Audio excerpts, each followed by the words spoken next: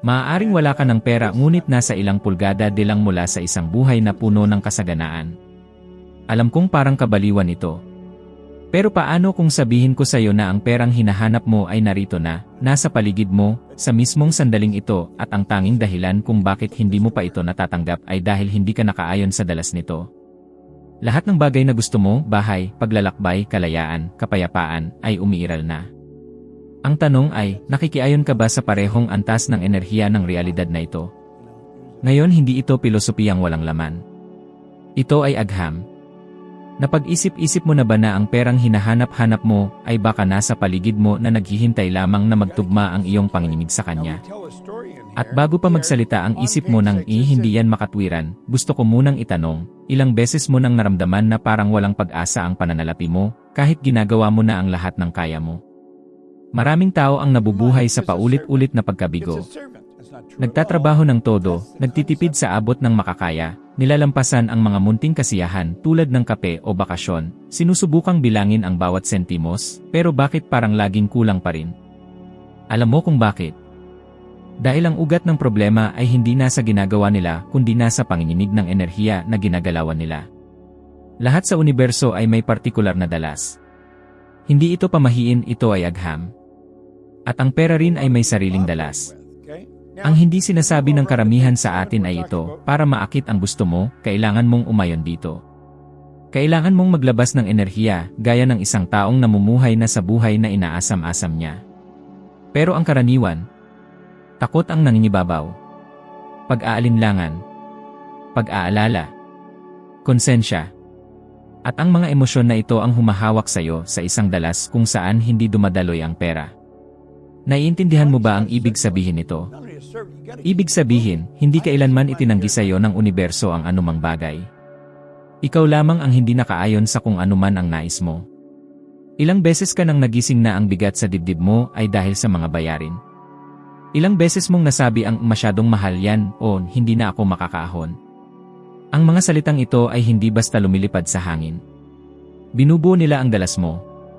Sila ang mga utos na paulit-ulit mong ipinapadala sa mundo upang panatilihin ang realidad na meron ka. At masasabi ko ito ng may buong paninindigan dahil naranasan ko ito mismo.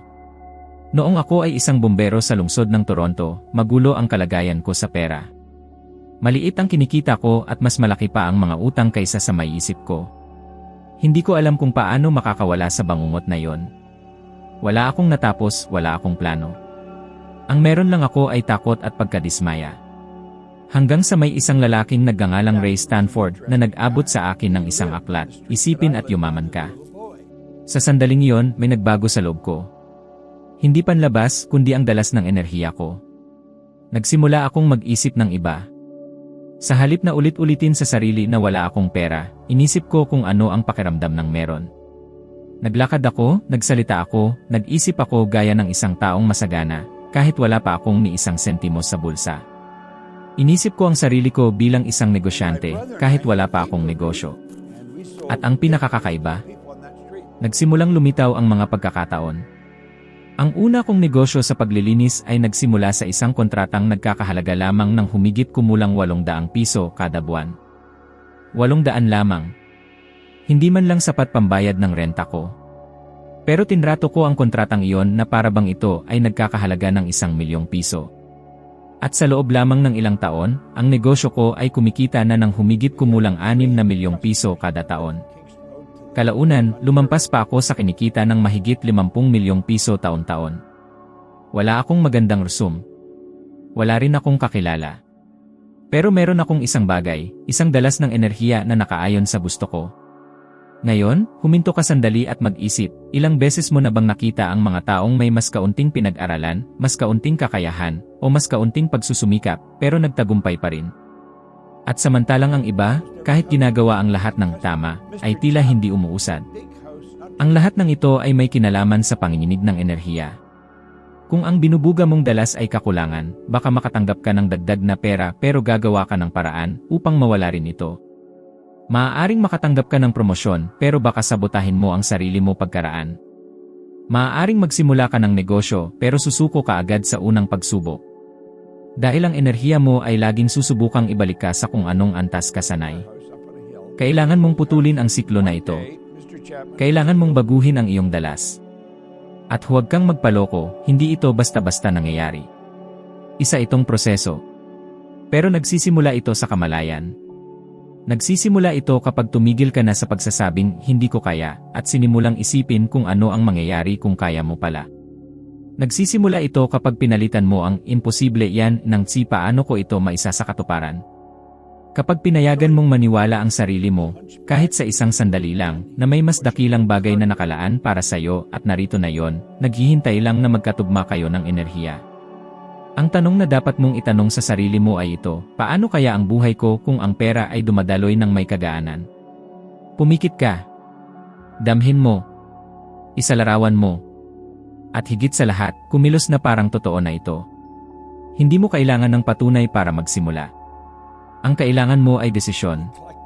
Dahil ang enerhiya ng desisyon ang siyang humihila ng mga patunay. Tumutugon ang universo sa mga taong may tapang na isabuhay na ngayon pa lang ang realidad na hindi pa nakikita ng iba. Kapag nagsimula kang maglabas ng enerhiya bilang isang taong masagana, kahit na wala ka pa sa ganoong kalagayan, binabago mo na ang lahat. Hindi ka na nasa parehong lugar. At kapag nagbago ka sa loob, nagbabago rin ang mundo sa labas. Pwede mong gawin ang lahat ng tama at gayon paman ay manatiling nakatigil. Pwede mong basahin ang tamang mga aklat, panoorin ang tamang mga video, ulitin ang mga positibong pahayag araw-araw, idikit ang mga layunin mo sa dingding at maramdaman mo pa ring parang may humihila sa iyo pabalik.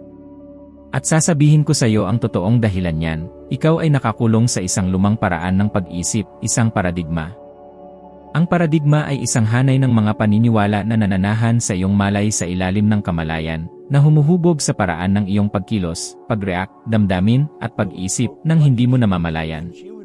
Ito ay parang isang otomatikong piloto na kumokontrol sa direksyon ng iyong buhay, kahit na nais mong pumunta sa ibang landas.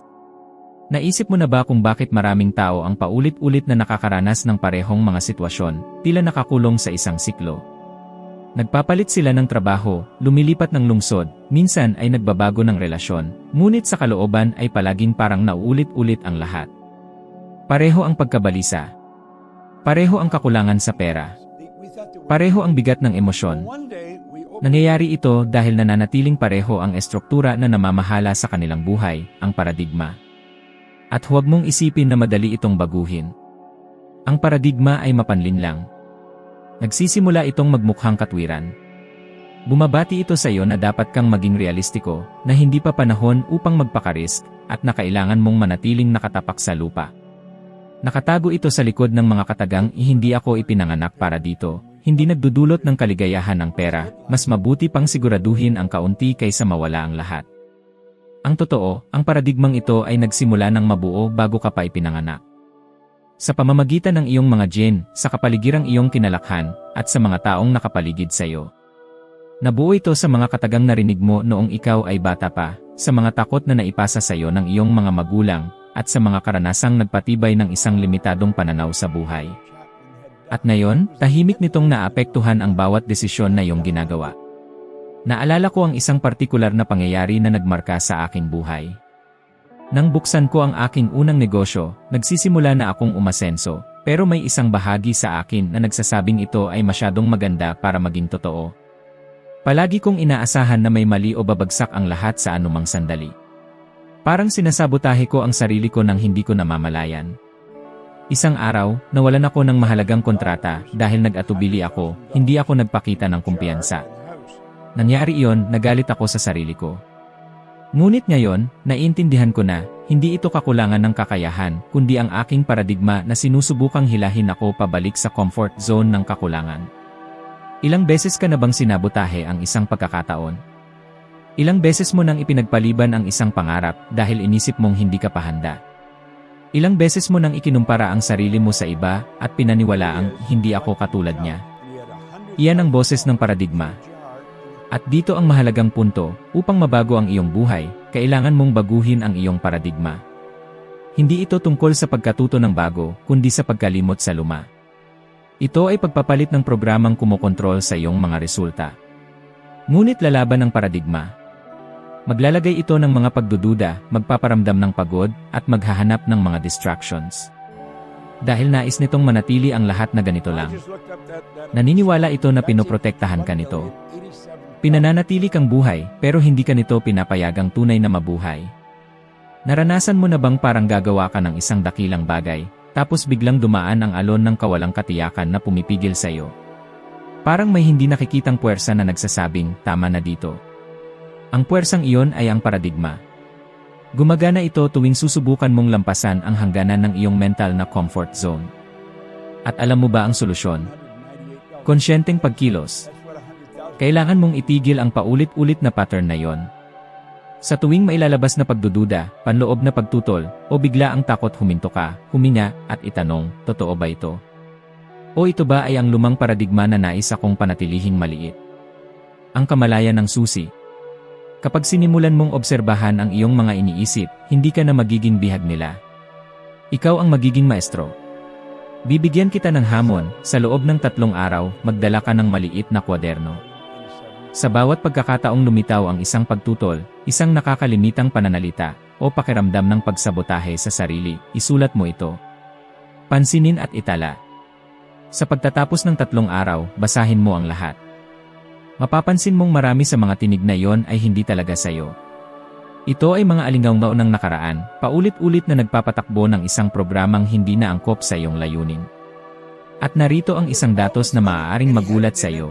Ayon sa isang pag-aaral mula sa Universidad ng Duque, mahigit 40% ng ating mga pang-araw-araw na kilos ay mga hindi sinasadyang gawi. Ibig sabihin, halos kalahati ng ginagawa, nararamdaman, o pinipili mo ay pinapatakbo ng isang otomatikong programa, ang iyong paradigma. Ang magandang balita. Hindi nakatakda ang iyong kapalaran ng paradigma. Maaari itong muling isulat. Ngunit kailangan ito ng iyong matibay na kagustuhan, ng iyong konsyenteng desisyon. At hindi ito isang pangyayari lang. Ito ay isang practice. Araw-araw na pag-uulit. Inireprogram mo ang iyong isip sa parehong paraan ng pagprograma dito, sa pamamagitan ng pagtitiyaga. Ang mundo sa paligid mo ay magbabago lamang kapag nagbago ang ugat sa loob mo. Walang saysay ang pagpapalit ng trabaho, lungsod, o kapareha kung pareho pa rin ang paradigma mo. Dahil ulitin ito ang parehong mga karanasan, sa iba't ibang paraan, hanggang harapin mo ito ng tunay. Kaya kung nais mong magkaroon ng mas maraming pera, kalayaan, at katuparan, kailangan mong magsimula sa hindi nakikita. Sa iyong isipan. Sa kung ano ang tumatakbo sa loob mo, kahit hindi ka nakatingin. Huwag matakot na harapin ito. Dahil sa pagtukoy ng kaaway na ito na hindi nakikita, nakukuha mo ang kapangyarihang pumili ng bagong landas. At kapag binago mo ang iyong paradigma, ang pera, mga oportunidad, at ang buhay na nais mo ay wala ng ibang pagpipilian kundi sundin ang bagong plano. Ang planong ikaw ang sumulat. Hindi mo kailangang habulin ang pera. Kailangan mo lang huminto at mapagtanto na nasa isipan mo na ang lahat ng kailangan upang ito ay makaakit. Ang problema, karamihan sa mga tao ay tinuruan na hanapin sa labas ang kung ano ang maaari lamang mabuo sa loob. Pinapagod nila ang kanilang sarili sa sobrang trabaho, palipat-lipat sa iba't ibang pamamaraan, at nadidismaya kapag walang nakikitang resulta dahil sinusubukan nilang baguhin ang epekto ng hindi inaayos ang pinagmulan. At ang pinagmulan ng lahat ay nasa isipan. Sa loob mo, may mga kapangyarihan na tunay na kahanga-hanga. Mga natatanging kakayahan ng isip na, kapag napalago, nagbibigay sa iyo ng ganap na kontrol sa iyong buhay. Pinag-uusapan ko ang tungkol sa pag-unawa, imahinasyon, determinasyon, intuwisyon, alaala, at pangangatwiran. Ito ang mga kasangkapan na nagtatangi sa iyo mula sa ibang mga nilalang sa mundo. Ngunit halos walang gumagamit nito ng buong kamalayan. Sa katunayan, karamihan ay hindi alam na umiiral ang mga ito. Pag-usapan muna natin ang pag-unawa. Ito ang kakayahan mong tingnan ang isang sitwasyon mula sa iba't ibang anggulo. Karamihan sa mga tao kapag may problema, iniisip nila na imposible ito. Pero paano kung babaguhin mo ang pananaw mo? Paano kung tanungin mo ang sarili mo, paano kaya ito tinitingnan ng isang bilyonaryo? Paano mag-iisip ang isang taong nalampasan na ang pagsubok na ito? Kapag binago mo ang pag-unawa, nababago mo ang enerhiya o vibrasyon. At kapag nabago ang vibrasyon, nakakahanap ka ng mga bagong solusyon. Natutunan ko ito kay Earl Nightingale. Sabi niya, isulat ang problema sa gitna ng isang papel. Ilagay ang papel sa gitna ng mesa. Umupo ka sa isang gilid at tingnan ito. Pagkatapos, lumipat sa kabilang bahagi at tingnan ulit. Isipin mo na nakikita mo ito gamit ang mga mata ni na Edison, Ford, Einstein. Tanungin ang sarili mo, paano nila ito sosolusyonan? Parang simple lang. Pero ito ang nagpapabago ng lahat. Ngayon, isipin ang iyong imahinasyon. Hindi ito pantasya. Ito ang laboratorio ng iyong isip. Lahat ng umiiral sa pisikal na mundo ay nilikha ng dalawang beses. Una sa isip ng isang tao, pagkatapos ay sa realidad. Ang eroplano, ang telepono, ang internet nagsimula lahat sa isang ideya, sa isang taong nagbigay daan sa sarili niyang mag-isip ng bagay na hindi pa umiiral. Pero ano ang ginagawa ng karamihan? Ginagamit nila ang imahinasyon laban sa sarili nila. Nagtatambak sila ng mga negatibong haka-haka, nagbabalak ng mga trahedya, nagpapalakas ng mga takot. Ang maling paggamit ng imahinasyon ang nagpipigil sa'yo. Pero kung gagamitin ng tama, ito ang magpapalaya sa'yo. Naisip mo na ba, ng detalyado, kung paano magiging magaan ang daloy ng pera sa iyong buhay? Naisip mo na ba ang pagpasok mo sa bahay na matagal mong pinapangarap, huminga ng malalim, naamoy ang bagong kahoy, at ang sikat ng araw na dumadaan sa bintana? Naisip mo na ba ang paggising ng hindi kailangan ng alarm clock? Ang paglalakbay kapag gusto mo, ang pagtulong sa iyong mga magulang, mga anak, at mga taong mahal mo. Kung hindi mo pa nagagawa ito, simulan mo na ngayon. Dahil ang malinaw mong na-imagine ay kaya mong gawing realidad.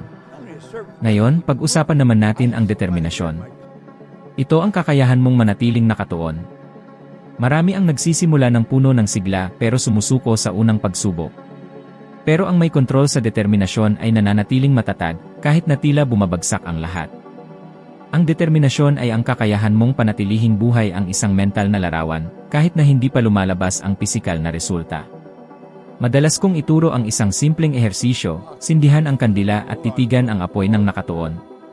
Parang walang kwenta, pero tinuturuan nito ang isip mong manatili sa focus. Sa umpisa, madali kang madistract sa loob ng ilang segundo. Pero kapag sanay ka na, natututo kang kontrolin ang iyong atensyon. At kapag natutunan mong kontrolin ang focus, nagsisimula kang gabayan ang iyong enerhiya ng may kapangyarihan. Alam mo ba ang nangyayari kapag pinagsama mo ang focus at imahinasyon? Nakakalikha ka. Nagiging daluyan ka ng pagpapakita. Pinag-iisa mo ang pag-isip, damdamin at pagkilos. At ang pagsasanib na ito ang nagbubukas ng mga pintuan para sa pera, kasaganaan, at lahat ng nais mo. Kasama rin sa mga kakayahang ito ang intuition. Ito ang nagbibigay sa iyo ng pakiramdam kung tama o mali ang isang bagay. Ito ang mahinang tinig na nagsasabing tumawag ka kay Juan ngayon, at kapag tinawagan mo, iniisip ka niya. O ang pakiramdam na dapat kang lumiko sa ibang daan, at nalalaman mo na nakaiwas ka sa aksidente. Totoo ang intuition. At kaya nitong gabayan ka sa mga desisyong pampinansyal, pangpropesyonal, at personal nang may hindi ka panipaniwalang katumpakan kapag natutunan mong pakinggan ito. Sa pagdaan ng mga taon, pinalago ko ang aking intuition, at ngayon isa ito sa aking mga pinakamahalagang kasangga. May mga pagkakataon na hindi ko pinasok ang mga kapaki-pakinabang na negosyo dahil sinasabi ng loob ko na hindi ito tama. At kalaunan nalaman kong isang bitag na iyon. May mga beses din na pumayag ako sa mga mapanganib na pakikipagsosyo na para sa iba ay tila kahangalan, ngunit ito ang naging pinakamagandang desisyon sa aking buhay. Ano ang naggabay sa mga pagpiling ito? Ang intuisyon. At kaya mo ring paunlarin ang sayo. Ngunit kailangan mong patahimikin ang ingay sa paligid at matutong pakinggan ang mundo mo sa loob. Ang alaala at pangangatwiran ang bumubuo sa buong grupo ng mga kakayahan. Hindi lang ang alaala ay tungkol sa pag-alala sa nakaraan, ito ay tungkol sa pag-alala kung sino ang gusto mong maging, anong imahe ang nais mong panatilihin. At ang pangangatwiran naman ay ang kakayahan mong mag-isip, magtanong, at maghusga. Ngunit kailangan itong gabayan ng pangitain, hindi ng takot. Ang problema, hindi tayo naturuan ng sistema ng edukasyon na gawin ito. Ilang taon tayong nag-aaral ng mga formula, mga alituntunin, mga pangalan ng mga ilog, ngunit walang nagturo sa atin na mag-isip ng malaya, gamitin ang isip bilang malikhaing kasangkapan. Lumaki tayo na umaasa sa mga panlabas na pahiwatig, naghihintay na may magsabi kung ano ang gagawin. Nakalimutan natin na may buong universo tayo sa loob ng ating mga ulo, handang gamitin. Hindi mo kailangan ng isa pang kurso. Kailangan mong simulan gamitin ang mayroon ka na. At ang mayroon ka ay makapangyarihan. Ang iyong isip ang pintuan. Dito nagsisimula ang lahat. Ang daloy ng pera, ang pagbabago ng buhay, ang malalim na transformasyon, lahat ay nagsisimula sa isang mental na larawan na sinusuportahan ng damdamin at ginagabayan ng intensyon. Ikaw ang sanhi. Ang iba pa ay bunga lamang. Kung sisimulan mong gamitin ng malinaw at may malay ang iyong kakayahan sa pag-iisip ngayon, walang hangganan ang maaabot mo. Sapagkat ang mundong panlabas ay salamin lamang ng nasa loob mo. Kapag binago mo ang paraan ng pag-isip, damdamin, at imahinasyon mo, magsisimulang ayusin ng buong universo ang sarili nito upang ipakita ang bagong bersyon ng iyong pagkatao. Hindi mo kailangang malaman kung paano ito mangyayari. Ang kailangan mo lang ay magpasya. Isa ito sa pinakamahalagang lihim na natutunan ko at ito ang nagbago ng lubusan sa aking buhay. Naniniwala ang marami na makakagawa lang sila ng desisyon kapag malinaw na ang lahat ng hakbang, kapag ligtas na ang daan, kapag mayroon na silang pera, suporta, at katiyakan. Ngunit isang ilusyon ito. Ang katotohanan ay ang daan ay sumusulpot lamang pagkatapos mong magpasya. Isipin mo, ilang beses ka nang hindi kumilos dahil hindi mo alam kung ano ang susunod.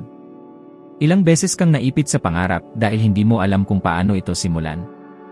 Ang pag-aalinlangan na ito ang pumipigil sa iyo. Ngunit umiiral lamang ito dahil sinusubukan mong kontrolin ang paano, imbes na ang ano. Kailangang malinaw at matibay ang iyong pagpapasya sa kung ano ang gusto mo upang pilitin ang universo na ipakita sa iyo ang paano. Naalala ko ng malinaw ang isang pangyayari na nagbago ng paraan ng aking pagharap dito. Nang magkaroon ako ng pagkakataon na palawakin ang aking negosyo sa ibang bansa. Hindi ko alam ang wika, walang kakilala roon, wala akong sapat na pera, at sa totoo lang, hindi ko rin lubos na naintindihan ang merkado doon. Lahat ng palatandaan ay nagsabi, hindi pa ito ang tamang panahon, huwag mo itong gawin, hindi ka pa handa. Pero may isang tinig sa loob ko na nagsabi, magpasya ka muna, susunod ang daan. At iyon nga ang nangyari. Nagpasya ako. Mula noon, nagsimulang dumating ang mga koneksyon, oportunidad, ideya, at estratehiya na hindi ko maaabot kung naghihintay pa ako ng perpektong plano. Sabi ni Steve Jobs na nagpapaliwanag nito ng perpekto, hindi mo maaaring pagdugtong-dugtungin ang mga punto kung nakatingin ka sa unahan, kundi kapag tumingin ka sa likuran. Kapag malapit ka ng gumawa ng mahalagang hakbang, madalas hindi mo alam kung paano ito lalabas. Pero kapag tumingin ka na sa likuran, pagkatapos mong magpasya at kumilos, nagiging malinaw ang lahat. Ang tamang mga tao na iyong nakilala, mga liko sa daan, mga pagkabigo na nagturo sa iyo ng mahahalagang aral, lahat ito nagkakaugnay. Ngunit nangyari lamang ito dahil nagkaroon ka ng tapang na sabihin, ito ang gusto ko at lalabanan ko ito. Ang problema ay marami ang nabubuhay sa siklo ng pagpapaliban. Sinasabi nila, kapag may pera na ako, doon ako magpapasya. O, kapag siguradong sigurado na, doon lang ako magbabago. Pero hindi ganoon ang takbo ng buhay. Ang desisyon ang binhi. Siya ang nag-umpisa ng pagbabago. Kung walang desisyon, walang galaw. At kung walang galaw, nananatili ang lahat sa dati. May isang pahayag si Neville Goddard na dala-dala ko hanggang ngayon, sa sandaling tumugma ang iyong paniniwala sa hinahangad mong kalagayan, nagiging isa ka na rito. Ibig sabihin, ang gusto mo ay naroroon na, kailangan mo lamang mabuhay na parang totoo ito. Kailangan mong kumilos bilang taong nakakamit na ng nais mo. Magsalita tulad niya. Mag-isip tulad niya. Pumili tulad niya. Dahil kapag tumugma ang iyong vibrasyon sa dalas ng gusto mo, hindi ito maaaring hindi dumating sa iyo. Dito madalas pumalya ang marami. Naghihintay silang maging handa bago magpasya. Pero ang kahandaan ay hindi nauuna. Sumusunod ito pagkatapos ng desisyon. Ang desisyon ang nagpapasimula ng pagbabago ng dalas. Parang pagpalit ng estasyon sa radyo. Ang musika na gusto mong pakinggan ay pinapadala na, pero maririnig mo lang ito kapag iniikot mo ang knob at nagsisintonisa ka. Ang desisyon ang iyon. Ito ang nag-ugnay sa iyo sa realidad na nais mo. At ang nakakatuwang bagay ay kapag totoong nagpasya ka na, wala nang ikong. Meron na lang kailan. Sapagkat tinanggap na ng isip mo ang bagong pattern. Nagsisimulang kumilos ng iba ang iyong katawan. Nagbabago ang iyong mga salita. Nagbabago ang iyong mga pagpili. At ang mundong nakapaligid sa iyo ay tumutugon sa bagong dalas na ito. Ngayon, maging tapat tayo, ang magpasya ay nangangailangan ng tapang. Mararanasan mong may tutol. Maririnig mo ang mga boses sa loob na nagsasabi na delikado ito, na maaari kang mabigo, na sobra na ang iyong tinatahak. Ang mga boses na ito ay ang etyo ng dati mong sarili, na sinusubukang panatilihin kang nasa komportableng lugar. Pero ang komportableng lugar ay hindi katumbas ng kaligtasan. Sa katunayan, ang pinakamapanganib na lugar para sa iyong kaluluwa ay kung saan walang lumalago. Kailangan mong maunawaan na ang pagdedesisyon ay hindi isang padalos-dalos na emosyonal na pangyayari. Ito ay matibay na pangako sa kung ano ang nais mong isabuhay. Hindi ka nagdedesisyon ng isang beses lang. Nagdedesisyon ka at muling nagdedesisyon araw-araw hanggang ang nais mo ay maging iyong bagong katotohanan. Naalala ko ang isang mentor ko, si Earl Nightingale. Minsan, ipinakita niya sa akin ang isang taga-suporta ng libro sa kanyang mesa. Tinanong ko siya kung bakit palaging bukas ang libro sa isang partikular na pahina. Sumagot siya, nanatili ako sa pahinang ito hanggang makita kong isinasabuhay ko ang nakasulat dito. Malalim ito sa akin. Naunawaan ko noon na ang tunay na desisyon ay hindi lang nasa isip, kailangang isabuhay ito. Hindi mo maiikot ang pahina ng iyong buhay hanggat hindi mo na isasabuhay ang bagong katotohanang iyon sa iyong kilos, gawi, at dalas. Kaya maraming tao ang nag-ipon lang ng impormasyon at hindi umuusad. Sapagkat ang kaalaman na walang desisyon ay walang nagagawa. Ngunit ang matibay na desisyon, kahit kakaunti ang impormasyon, ay nakakagalaw ng mga bundok. Kailangan mong magpasya kung saan mo nais manirahan sa emosyonal, energetic, at espiritual na aspeto. Dahil dito nagsisimula kang likhain ang iyong bagong realidad. At ang pinakamaganda ay kapag talagang pinangako mo ito, ang universo ay nagtutulungan para sa iyo. Ang mga pintuan ay nagbubukas. Dumadating ang mga tamang tao. Lumilitaw ang mga pagkakataon. At kapag tiningnan mo ang nakaraan, lahat ay nagkakatugma. Maiintindihan mo na ang tila isang paglukso sa dilim ay siya palang nag-iisang daan papunta sa lugar na palagi mong pinangarap. Kaya ngayon, ang tanong ay hindi na kung paano mo gagawin. Ang tanong ay, magpapasya ka ba? Dahil mula sa sandaling magpasya ka nagbabago ang lahat. At ang imposible ay nagsisimulang maging susunod na hakbang lamang. Gusto mo bang malaman kung bakit maraming tao ang buong buhay nila ay nagtatakbuhan para sa pera ngunit hindi pa rin talaga nila ito naaabot? Dahil sinusubukan nilang baguhin ang resulta nang hindi binabago ang kanilang pagkakakilanlan. Nais nilang kumita ng higit pa, umunlad, makamit ang kalayaan, pero patuloy pa rin silang kumikilos bilang lumang bersyon ng kanilang sarili. Para itong pagtatangka na i-update ang isang sistema gamit ang luma at sirang programa. Hindi ito gumagana. Mabubuhay ka lang ng bagong realidad kapag tunay mong niyakap ang bagong pagkakakilanlan. At nagsisimula ito sa hindi nakikita, nagsisimula ito kapag sadyang pinili mong maging taong nabubuhay sa buhay na gusto mo. Hindi ito tungkol sa pagpapanggap. Ito ay tungkol sa pagtanggap. Pagsasabuhay. Paghina bilang bagong bersyon mo. Bago pa man may lumabas na ebidensya. Dito karamihan ay nadadapa. Iniisip nila, kapag may pera na ako, magpapanggap akong mayaman. Pero ang totoo ay kabaligtaran, kapag kumikilos ka na bilang mayaman, doon nagsisimulang dumating ang pera. Nakita ko ito sa sarili ko.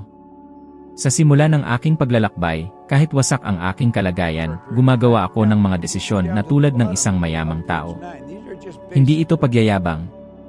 Ito ay kalinawan. Naglalakad ako ng may kumpiyansa. Nagsasalita ng may paninindigan. Nag-aaral na parang inihahanda ang isip ko para mamuno sa isang pandaigdigang koponan. At higit pa sa anumang teknik o estratehiya, iyon ang nagbago ng aking buhay. Pinapatunayan ito ng agham. Ipinapakita ng mga pag-aaral sa neurolohiya na hindi naiiba sa utak ang imahinasyon na matindi mo sa tunay na nangyayari. Ibig sabihin, kapag nagbubuo ka ng malinaw na larawan ng may damdamin, kumikilos ng may intensyon, at pinananatili ang estado ng iyong isipan, literal kang nagre-reprogram ng utak upang maging tugma sa bagong realidad na nais mong buhayin.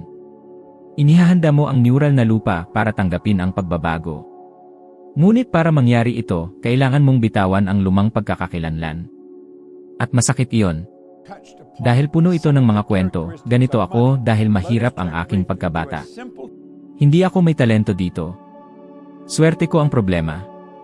Lahat ng ito ay emosyonal na tanikala na nakakadena sa isang bersyon ng iyong sarili na hindi na tumutugma sa gusto mong maging. Kailangan mong makipagkasundo sa nakaraan, pero hindi mo dapat gamitin iyon bilang dahilan para sa iyong magiging hinaharap. Gusto mo ba ng praktikal na tip? Pumili ng isang desisyon na gagawin ang bagong bersyon mo at gawin ito ngayon. Pwedeng simpleng bagay ito, tanggihan ang trabahong mababa ang sahod pero ubos-ubos ang lakas mo. O mag-invest sa isang bagay na nagpapalawak ng iyong pananaw kahit na nakakatakot. O gumising ng mas maaga at alagaan ang iyong katawan.